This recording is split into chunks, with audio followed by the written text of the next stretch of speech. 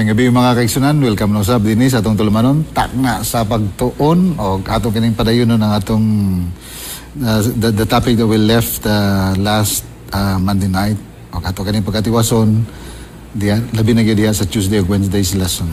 Magampo kita before kita magapadayon sa atong pagtuki ni atong lesson karong gabi una. Amahan nga balaan, daghang salamat sa lain usab nga higayon nga kami magatutok nining lesson for this week nga lain usab nga mensahe nga imong giandam alang kanamo among gilauman pinaagi sa among pagbisita niini o paglantaw niini nga kining mensahe sa lesson nga among pagkalantawon magahatag kini og dugang kahayag sa among pangunauna og humana na kana paligon sa akong pagtuloy kanimo. Panalangin ni ang mga viewers, mga listeners nga anaan ning programa karon nga samtang sila magalantaw, magapaminaw sa pagtuki ning lesson karon gabi una. Kani mahimo kani nga dako nga panalangin silang kinabuhi mausab sa ako dinhi o kauban sa mga crew sa Hope Channel South Philippines. Daghang salamat sa imong presensya pinagi sa imong balang espiritu sa ngalan ni Jesus. Amen. May gabi mga kaigsunan og this is Wednesday's edition sa atong takna sa pagtuon.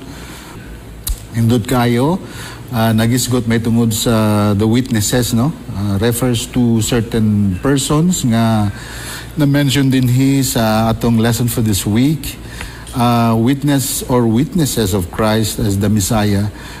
Just like what we said last Monday or even in the previous weeks, I think the past 2 weeks na makaigsunan atong na-establish kung unsa gayud ang motive ang katuyuan kung nganong gisulat ni John kaniyang libro kanang gitawag nato nga John kani karon ang subject matter sa atong pagtuon. Of course, ang bisag asa ka mo adto nga mga Bible commentary mga kaigsunan sa ato man nga Bible commentary or outside sa atong church nga mga different nga mga Bible commentaries uniform sila in saying ang gina-stress ang kanang ginatagaan gyud og dako kay nga bili kanang gina-emphasize gyud nga punto dinhi sa pagtuki nato sa libro ni John mao kanang the deity of Jesus Christ mga kaigsunan.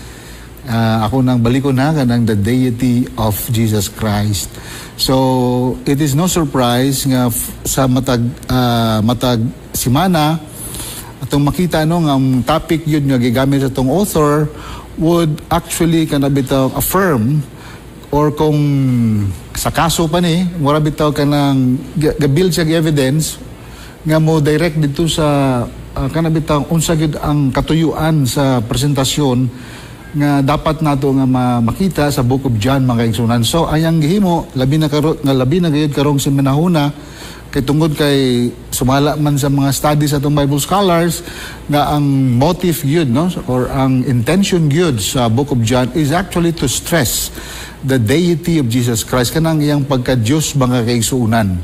So that's why it is no surprise nga ang title sa atong lesson for this week talks about the witnesses of Christ as the Messiah. Kay of course, just like what I said, mo confirm mo ni siya ba mo affirm ni siya sa unsa gyud ang kanang yung motibo or intention sumala na sa atong naisgutan a few weeks ago and the last Monday na itong lesson mga kaigsunan. Okay, so mo na siya so ato na siyang pagabantayan. So dili gid siya maayo nga for example i-prove nato nga si Jesus Christ dili Ginoo tapos mukutlo lang ta og usa ka particular bersikulo sa Book of John. It will actually, ingon sa itong mga Bible scholars, it will actually circumvent the very purpose of the Book of John. Meaning to say, kung magbasa ka, tapos ang nasa imong kanang frame of kanang thought nimo is to destroy the principle nga gi-establish sa Book of John, which is actually the deity of Jesus Christ. That is tantamount to circumventing the very purpose of the Book of John. Kay it is no surprise even if you read the very beginning of the Book of John katong aton na naisgutan last week katong gigamit nga John 1:1 mao na siya ang Kung sa logic pa mo na siya ang first nga premise mga kaigsunan. So kaning logic manggod, when you use different premise, dapat ang one premise, the second, the third, the fourth, dili gina siya mo contradict with each other. Kay once nga mo contradict na siya with each other, example, one premise would contradict to another premise or to the next, on so on and so forth. Ang conclusion nga imong madraw na makaigsunan, invalid siya. So, for example, nakahimuta pag-conclude nga si Jesucristo, sumala sa imong pagbasa sa mga pipila ka mga bersikulo nga gisigutan diya sa Book of John. The assumption is na ay mga premise nga imong gigamit samtang ikaw sa base sa imong gibasa sa mga bersikulo nga gisigutan sa Book of John nga wala nag-coincide dito sa mga other premise makaigsunan nga nagapamatuod nga si Kristo is actually God and He is actually the Messiah that was actually prophesied even in the book of Isaiah verses 40 and 3 nga mo nang ginigisigutan diri sa itong lesson. So that's why the technique is, nga mao po na akong nakita kay nakapaminaw po ko sa mga kanang mga presentation, no? Dili na siya diri sa Pilipinas, mga papers, mga dili po basta-basta nga mga theologian sa US mga kaigsunan. Kung yung nakita sa YouTube kay Usay, mahilig makog tanaw kaning mga different presentations nga mga kilala gyud nga mga theologians kay gusto mo nako nga mahapsay atong pangunaw na makaigsunan ila gyud balik-balik kaning John 1:1 o gina-explain pag-ayo nga mao gyud ni ang pundasyon sa tanan nga mga gisgutan dinhi sa Book of John. Kay kung ang imong pagsabot dili siya motugon didto sa intent sa author makaigsunan, affected na ang imong pag-interpret pod sa mga preceding verses sa Book of John. Okay? So dili ta matingala kay basig may atong ma-realize nga marag board siya, no?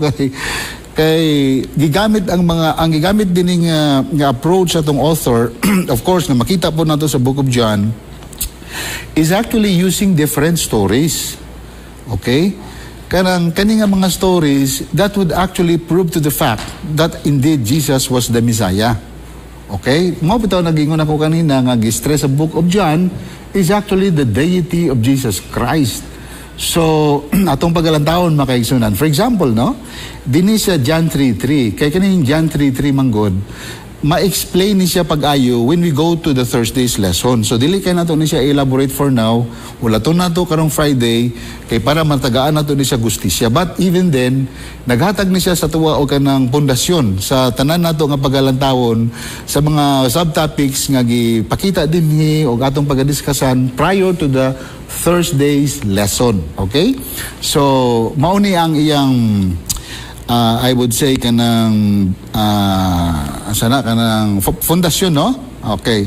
So dinhi mo base ang tanan nato nga pagahisgutan. For example, Jesus answered and said to him. Actually, this is in reference to the meeting between Jesus and Nicodemus. So this is Jesus' statement to Nicodemus' quest for knowing what is actually truth, no? So ingon sa dinhi, most assuredly I say to you, unless one is born again, he cannot see the kingdom of God. So the irony is, Nicodemus was considered to be as a religious person. He's a religious leader, a member of the Council of the Sanhedrin. Kung sa karon pa nga modernong inistoryahan makaigsunan, he's actually a theologian. Pero paradoxically is, the irony is, he was actually still thirsting for more. So dili ni siya kanang thirsting bitang for the sake of just kanang what is this kanang magdugang og kaalam ba. But I think it's more than of the thing so called the knowledge thing. Although na po elements sa knowledge thing, but I think more than that, it's actually the spiritual experience. So it's not, kay kung knowledge man good, he is considered to be as a theologian, no? He's a theologian. So I believe when it comes to reading, acquiring knowledge, and so on and so forth, the idea of Jesus as considered to be as the fulfilled Messiah as prophesied in the book of Isaiah. So actually nabasa na ni Nicodemus mga igsunan kay of course usa man ang most of their time may cellphone kaniadto, may internet kaniadto, so most of the time ang ilalagi yung panghununa makaigsunan og ang ilang ginahimo na devote ra gyud sa pag-study sa scriptures mga kaigsunan. So for me it's not just kanang thirsting for knowledge. Kaya I think he has that knowledge, but kanabitang affirming kung unsa na ang iyang nahibalan. Kaya usay man gud natay nahibalan pero napatay ginapangita nga mo affirm sa tong nahibalan, not probably by way of kanang showing us the formula or let X and Y or what and so on and so forth, but kanabitang it's relating to kanang gitawag na to nga kanang inner a quest for inner peace mga kaigsunan. It's not actually kanang affected by the external factors, but rather it's more on kanang searching for kanang bitang makahatag nimo og kanang peace inside. So that's why kaning born again bisag asa ka mo tan-aw nga Bible commentary, of course ang i-refer din is kanang spiritual transformation and spiritual renewal. So meaning to say pwede ta, in other words, pwede nga sama ni Nicodemus nga daganta na hibalaan, dagantang teksto nga na memorize, no? Da-perform ta sa atong mga responsibilidad, no? Sa pag-dispose sa atong mga katungdanan sa iglesia, being a church officer or what have you. So it does not kanang nabagay something bitaw nga abini mo okay na to imong nahibalaan, pero nabagay something mas greater than that nga maogyo imong gipangita nga makatubag sa imong restlessness. Kay ang nature mo sa tao is kanang naasa sa kanunay sa state na gitawag na to nga restlessness. Mo nga we actually need the divine rest, no, in order for us to become restful. So mao po na ang quest ni Nicodemus. So ang the criterion is ang gisulti ra gyud ni Jesus Christ nga ato ni siyang i-expand or i-expound pag yun this coming Thursday is to be born again. So to be born again is actually refers to the kanang spiritual transformation and spiritual renewal sa atong kinabuhi diha kang Kristo. So if that happens, that's the time that we will be able to see the kingdom of God. Mabitaw nang usay makita nato no makigsunan, for example, adunay po'y akong maobserbahan mga storya nga akong madunggan kung mamisita ko mga iglesia na mga kaigsunan nga nakaagi sila grabe kayo nga dako kay nga pagsulay, pero matingala ka mga kaigsunan nganong dili man na sila nga matarog ba despite sa mga grabe taong murag dili nimo ma-explain nga mga pagsulay nga mahitabo sa ilang kinabuhi. So sometimes mag-ask ka of question ba nganong despite of this pero kaya pa man nila nga maka-live peacefully with themselves o with others. So para sa kuha makaigsunan, looking into this opening text, for me I think no maghimo mangud ka kanang guarding statement ba mo ganin sa theology. We should not be too conclusive about the statement that we're making. So let's just use kanang guarding statement sa theology. Kanang I think no probably mauni siya ang nganong dili na sila matarog makaigsunan because sa ilang nga na-experience siya no despite sa dili kulang siguro sila edukasyon or whatever or exposure sa ana nga pagtulunan, pero ang ilang pagtuo gabaga makaigsunan nganong dili man sila matarog kay sa ana nga experience siya mangod makaigsunan ila namang gug nakita ang gingarian sa Ginoo. So mo na ang assurance ba. So in other words, ang kaning experience sa makita nimo kung unsa gyud ang gingharian sa Ginoo, this will only come or this will only be realized the moment nga maka-experience ta og spiritual transformation and spiritual renewal. Mabitan na sa atong Christian history sa Dark Ages nga nung matingala ta katong mga Christians bitaw nga gibahog sa mga wild beasts. dito sa theater, sa dako kay nga theater sa Rome. Pero natingala ang mga nagtanaw dito makaigsunan sa theater. Ngano man nga kani mga Christians no, nakita nila nga ang ilang panagway ba, wala man sila nakita nga trace nga kabalaka nga despite the fact nga naa sila sa kanang apiki nga sitwasyon no. Imagine ang naakadiha nga tapos sa usa ka lugar nga wa na kay maiskapan no, maka-escape ka pa tungod kay surrounded ka sa mga wild beasts nga about to be unleashed or about to be released nga wala gi pagkaon for several weeks kay para pagbuhi ato diretso to lamoy makaigsunan. So grabe wild jud kay nga senaryo pero ilang nakita makaigsunan despite of that nganong dili man gyud sila matarog nganong makita uban nila gakanta pa no wala grabe jud kay ba. In fact no, according sa mga historians usa na to sa mga reason kung ngano nagmultiply ang Christianity during sa Dark Ages. Ngano man because ang kanabitang that's why I agree with this statement. Kanabitang seeing the kingdom of God. This is the thing. Mauning butang nga makapaligo na ito, makaigsunan. Mga bisag, example ano, na sana kanang nataningan na ta sa doktor, nga let's say, atong kinabuhi, anti lang dinhi. Pero, makita niyo mo, dagang kay kong istorya nga madunggan, nga grabe kay ka-peaceful nga kani nga igsuon or kana nga sister or kana nga tao, despite of that ang iyang kamatayon kang graceful kay ba mga kaigsunan. So I think that is how important kanang kung unsa ka importante kanang makita nato ang gingharian sa Ginoo. So this is the essence of this. So gingharian sa Ginoo through an experience with Jesus Christ. So the moment we experience spiritual transformation and renewal through the blood of Jesus Christ, no? Then that's the time that we can actually experience as to what exactly is the kingdom of God here on earth. Kay whatever that kingdom is, mga kaigsunan is, it is going to be kanang naa siya para sa kwara po ni mga kaigsunan na I think, let me use guarding statements sa theology, I think no na siya kanang implikasyon sa ngadto sa unahan kanang nasa eschatological element ba. Eschatological meaning to say anything atong na-experiensyahan dinhi that is going to prepare us for the real kingdom mga kaigsunan.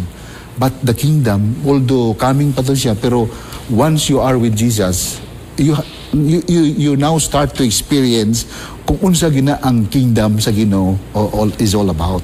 Okay?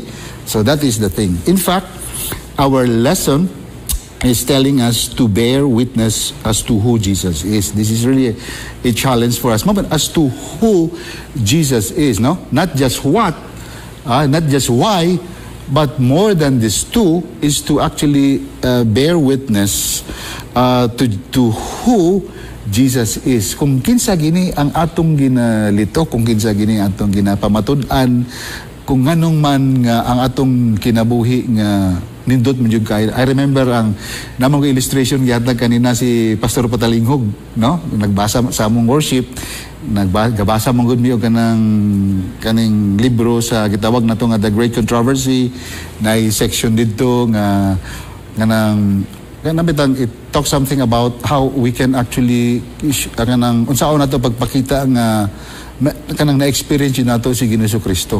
Nadatoy mga kaigsunan dito nga sa usado ka area nga nakakuan daw ba kanang nakakomentar daw isya nga kana diha ng tao diha nga mga Adventista, grabe na sila grabe kada Sabado gaaway ingon sa ka igsoon, that's according to Pastor Patalinghog, kay only to find out kay every Sabbath matag leksyon, grabing sininggitay mo kay igsunan kay mama na sa una ko, di ba? Karon naman nga gi-divide atong class. So mag-away sa teksto, mag-insultuhay, so magtag-as ang mga tingog. So kato daw mga silingan nga dili Adventista, maka-notice sila ba nga matag Sabado nganong nagsige man nig-away ang mga Adventista. So ana siya no. So So, muratag si Nicodemus, usahay, sa akong kagalingon po, it happens to me, nga usahay, nakabaluta, makigsunan. We have the knowledge about what this truth is all about. But kanang pag-experience siya sa tinuod yun nga transformation and renewal, that is another thing. That's why Nicodemus was challenged by Jesus. In order for you to see the kingdom of God, you need to be born again. You need to be transformed and you need to be renewed through the power of the Holy Spirit. So, muna siya makaigsunan. So, importante kayo as to who really Jesus is. Ako po ning na-experience yan, makaigsunan, no? Nakahimupog ko o kanang evangelistic series so sa kalugar. Akong gi-eksperimentuhan, makaigsunan, no? Gi-change na ko ang tupiko nga bisang doktrina siya. Pero ang gi-emphasize yun, ang gugma sa Ginoo, pwede din na siya makaigsunan, no? For example, mahisgotan nga bugat kay nga doktrina, pero ato siyang ihulagway sa kwan ba kanang i-mirror na to siya permi sa gugma sa Ginoo. Ang effect akong naobserbahan kaduan ako naka-testingan ni mga kaigsunan. Lahi dayang effect sa nagapaminaw. Marawag na siya nag-bring about ka og knowledge, pero more than that ang marawag book of John ba nga ang origin sa imong gisgutan. It all points to Jesus Christ, who actually expresses His love through this kind of message. So that's for me, no. I believe nga this is one way of actually sharing the good news of Jesus. Not just sharing the good news of Jesus, but just like what our lesson is telling us, is to actually share the good news of who Jesus is, because the gospel is Jesus. The good news is not the message is actually Jesus. The message is not separate, detached from Jesus. So that any message that we bring to people, it's actually it's tantamount to bringing Jesus to the people. So that's why I agree with the author for using the word who. That is very important, no? Kay pwede manggudta, for example, pwede ko makig-argue sa katao nga ako yung i-prove, no? Nga kani siya nga pagtulunan mo gining pinakatinod in so far as the Bible is concerned. Pero matingala ka makaigsunan, no? We can siguro mag-argue magkainitay mi. Pero matingala ka makaigsunan nga usa dili kay isa kan ba, no? Sa ang kanang kanang effect bitaw sa pagtrabaho towards kanang renewal or transformation sa kinabuhi. Dili kay siya maka-move forward ba? Kaya naman, nawala manggod ang essence sa kanang as to sa imong gi-present, siguro sa akong gi-present, sa pagpaila sa anang nga tao as to who, no? Kanang gitawag na to nga HWO, as to who really Jesus is. So, it's really going to be a big challenge. Now, for example, let's take a look at Tuesday's lesson. Okay. So, gisgutan din sa Tuesday, October 22, kaning the two disciples of John. The two disciples of John, if you notice, no? Gisulat na po ni kaning author na to nga si John here. Kay kanang iyang gusto gini ipamatuod ba nga si Kristo is not just kanabitang nagkaroon og human flesh, no, but at the same time He is God, but not only God, kanabitang ang effect bitaw. For example, kung makunek ka diya kang Jesus Christ, unsa kay may tabo sa imong kinabuhi, mao na ang iyang gipuntuhan. So it's not of course the deity of Jesus Christ, but at the same time, once you are able to connect yourself to that Jesus Christ whom we believe as also God at the same time, kanang unsa ka ang epekto sa iyang pagka-Diyos in response, no, sa akong pagtuo diha kaniya as really God. So mao ni ang you know, if you analyze the story and all the processes nga involved sa presentation din, that's how I look at this, mga kaigsunan, no? It's so simple, you don't need to complicate this. Very nice kay pag-present. Like for example, basahon na to, mabasa man din sa John 1:35 to 39, no? Ato gina siyang pagbasahon magison kay kaning mutuon man gud lesson kung unsa mga bersikulo or kapitulo, bersikulo sa mga libro sa Biblia nga gibutang dinhi, ato gina siyang basahon, no? Before before we proceed to the explanation. Kay kung dili magud nato ni siya basahon usay malibog ta sa explanation kay kani magong gi-explain din dili magud ni siya kanang comprehensive nga pag-explain. Ang gihimo sa author, iya lang yung gibutang ang pinaka-importante nga punto. So usay importante siya pero usay ma-realize mo pag magbasa ka murag kula text sa iyang gi-explain nga gikuha sa ana nga particular nga bersikulo. So for example, no, basahon nimo ang John 1:35 to 39. So what ayon sa tong lesson, what did these two disciples do after hearing John's witness about Jesus? You imagine that? So unsay effect sakto ta tong gisulti kanila, no? So I think it's more of kanang unsay may tabo sa kong kinabuhi kung kanang mahimo jud ko nga witness sa kinabuhi ni Kristo. Ana siya. So kanang dili siya kanang basta lang paminaw lang ka or nakita lang nimo kanang yung witness ba kanang nakita gid nimo. Okay, so ang importante is tungod kay imo man nakita unsa ka ang effect ana sa imong kinabuhi. Okay. Desiring to be with Jesus, ato ning na basa, no? For example, akong basahon na. The next day again, John was standing with two of his disciples. Okay, referring to John the Baptist. And he looked at Jesus as he walked by and he said, imagine that, all of a sudden, Jesus walked by and referring to Jesus, ingon siya nga, oy, behold, no, the Lamb of God. So kaning two disciples of John, siyempre ilang nadunggan, no? Witness nga. Mo nang giingon sa tong lesson nga, witness nga sila dinhi. And then, of course, after they heard that, the two disciples heard him say this, and then the effect is, they actually followed Jesus. Okay. So kaning word bagod nga followed Jesus, this is consistent dito sa text nga itong gibasa. Kanang gitawag na ito nga born again. So, in order for you to be able to see the kingdom of God, you need to be born again. This is an explanation of how to be born again, mga kaigsunan. Imagine, ilang nakita, nadunggan nila nga, nakita nila si John nga ningon nga pag-agi ni Kristo nga, oy, behold the Lamb of God, nakita nila. So, nahimo sila nga witness, pero dili tanan witness ning sunod kan Kristo, mga kaigsunan, kay Jesus Christ. But according to the narrative here, they followed Jesus. So verse 38, Jesus turned and saw them following and said to them, why are you seeking me? And they said to him, Rabbi, where are you staying? Jesus turned and saw them following and said to them, and he said to them, come and you will see. Beautiful, no? Nindot kaya ang itubag ni Kristo. Okay, gusto na mo, Rabay, nga, nga mabalaan kung asa ka nagpuyo. Because we want to be with you. So, that is a proof, no? Or ebidensya na siya sa kanang gitawag na ito nga transformation. Kay, had it not been for that, nganong isundon pa man nila si Kristo? Why would they follow Jesus Christ? So, that's why Jesus Christ, in response to them, wala siya nagingon nga, well, dito ko nagpuyo sa 2nd Street, no? Diya sa Block 4 or Lot 4, Block, and so on and so forth. No. But he just simply say, he said to them, come and you will see. So, this is, I think, Christ is speaking more of the, the ordinary, type of location, mga kaigsunan. Why? Because he would like to bring the kanang panglantaw sa iyang mga kaning duha ka mga disipulo ni John, mga kaigsunan, ngayong sunod yang Kristo nga instead of finding the literal location as to where Jesus is staying, instead, no, nga mas makita nila kung unsa gayud ang kingdom sa Ginoo. Mauna ang location ni Jesus Christ, mga kaigsunan.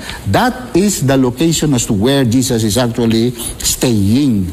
So wherever we are, unsa man nga problema nga atong nagian, mga kalisod or mga hagit sa kinabuhi, mga kaigsunan, for as long as we connect our atong kinabuhi kang Jesus Christ, then we are beginning to see to seeing, the kingdom of God, and we are in that kingdom because Christ would ang intention ni Kristo is to actually to bring us and to let us see. Mo ning niya, no? 39, come and you will see. Usa man ning see, kaya usa man ning kita. Of course, katong gibasa nato sa opening text.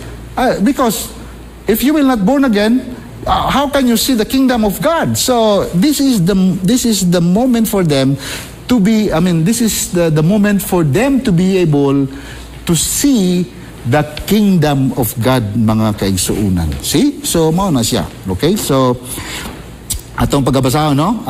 They must have been great things because before long, their desire was to share their experience with others, mga kaigsuunan. So, that is the essence of it. In fact, if you go to Wednesday, kaning, I like, lastly, na ako ning puntuhan, kaning si Philip o si Nathaniel, mga kaigsuunan, kaning suod nga igala ni Nathaniel.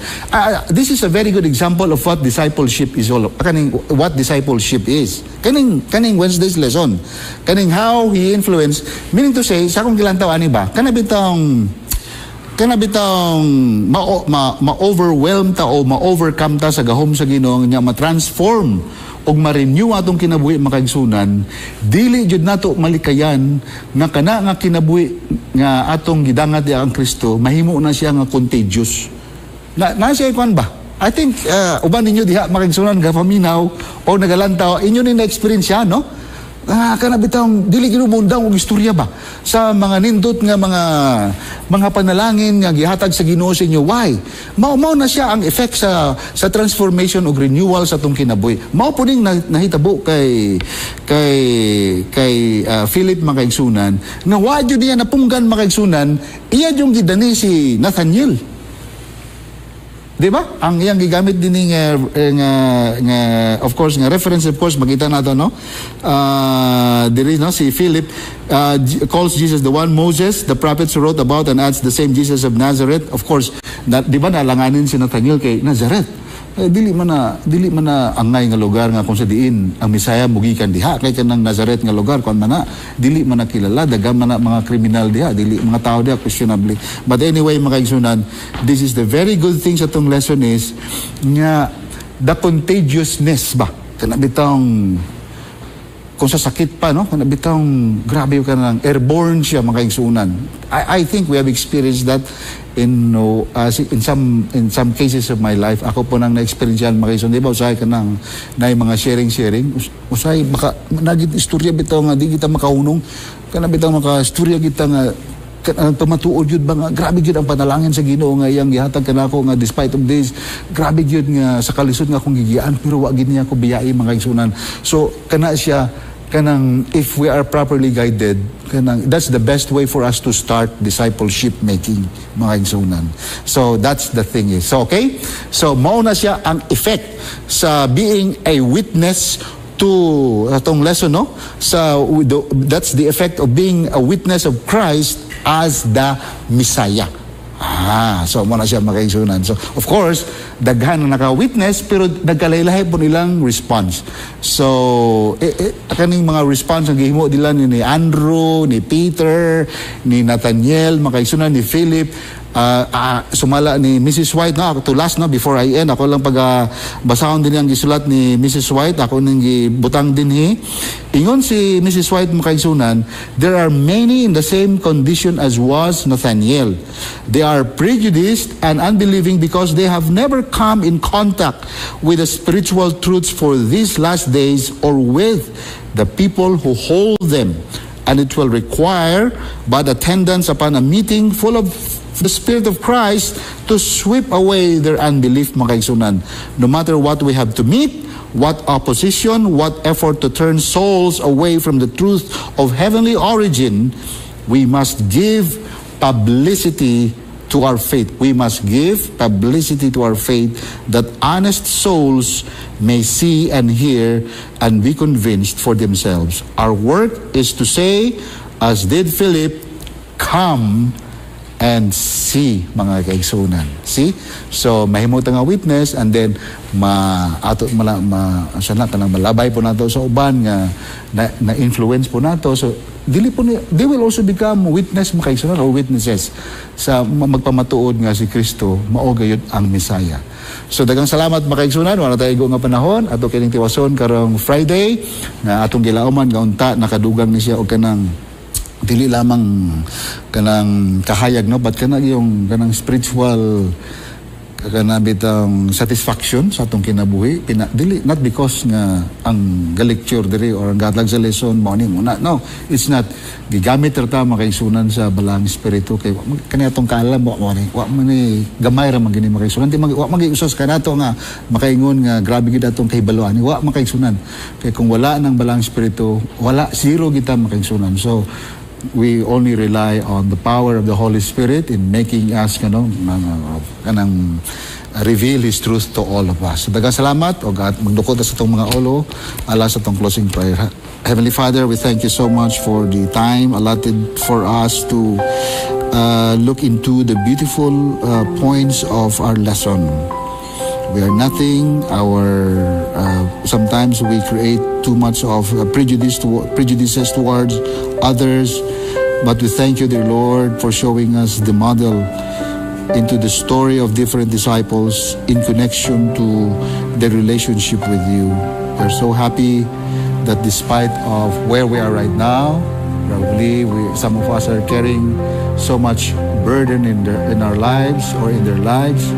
But let it be, dear Lord, by the power of the Messiah, whom Philip, Nathaniel, Peter, Andrew believe, and at the same time transform their unbelieving spirit, becoming a disciple of you, or disciples of yours. Let it be, dear Lord, that it will also happen to us despite of our limitations and our weaknesses in life. Transform us by your grace.